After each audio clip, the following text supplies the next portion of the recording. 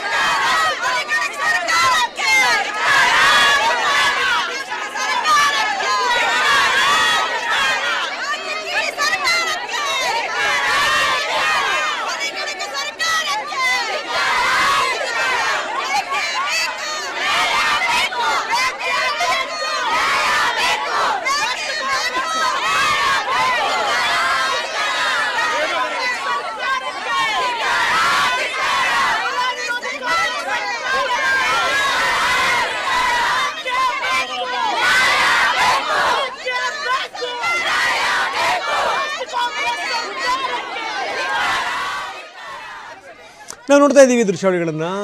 ಹೆಣ್ಣುಮಕ್ಕಳು ಪ್ರತಿಭಟನೆ ಮಾಡ್ತಾಯಿದ್ರು.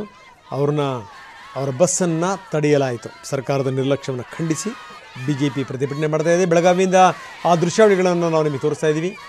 ಇದರಲ್ಲಿ ವಿಜೇಂದ್ರ, ಸಿಟಿ ರವಿ ಸೇರಿದಂತೆ ಬೇರೆ ಬೇರೆ ನಾಯಕರುಗಳು ಕೂಡ ಈ ಪ್ರತಿಭಟನೆಯಲ್ಲಿ ಪಾಲ್ಗೊಂಡಿದ್ದರು.